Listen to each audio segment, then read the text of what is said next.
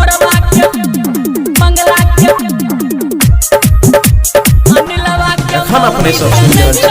RK music के प्रस्तुति हिट्टी बाजार मधुबनी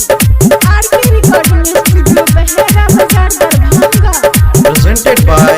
आरके म्यूजिक। बाबू हो बाबू ई की तू केलहक कर किया छौरी से शादी कर देलहक बाबू हो बाबू ई की तू केलहक कर किया छौरी से शादी कर देलहक छिया हम बाबू हो बड़े परेशान छिया हम दिन रात हो बड़े परेशान रखबो न बाबू एकरा छिया परेशान आ मंगला के मौगी से नहीं चाहो कम रखबो ने बाबू एकरा लागे छ शरम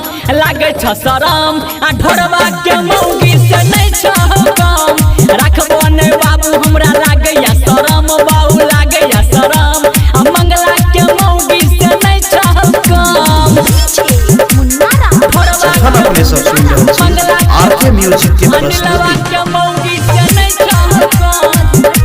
RK recording studio Bahera Bazar Darbhanga 8 बजे सुत के उठे अपने हुकुम चलावे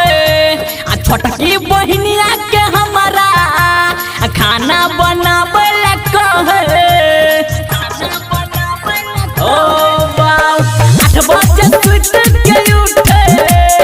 अपने हुकुम चलावे आ छोटकी बहनिया के हमारा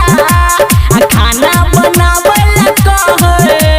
एक जगह छोड़ दू छे देने छकान एक जगह छोड़ दू छे देने छकान राखबो ने बाबू एकरा लागैया शरम आ बनसी के मौगी से नहीं चाहो कम रखबो ने बाबू एकरा लागैया शरम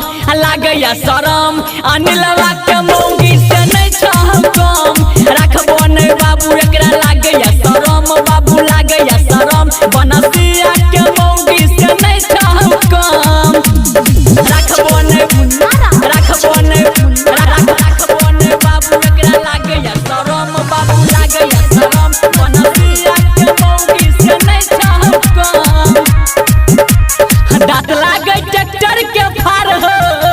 आ मन होइया फोड़ दो कपार हो आ देखी के वो कर यादत आ भ जाय छी हम लाचार हो दांत लागे ट्रैक्टर के फार हो आ मन होइया फोड़ लो कपार हो आ देखी के यो कर यादत आ भ जाय छी हम लाचार हो राइटर विक्रम भैया छै हो हरान राइटर विक्रम भैया छै हो हरान रखबो नै बाबू एकरा लागैया शरम आ लड्डुआ के मौगी से नहीं चाहो कम रखबो नै बाबू एकरा लागैया शरम लागे छ शरम आ पपुआ के मौगी से नहीं चाहो कम रखबो नै बाबू एकरा लागैया शरम बाबू लागैया शरम अनिलवा के मौगी से नहीं चाहो कम प्रेजेंटेड बाय आरके म्यूजिक।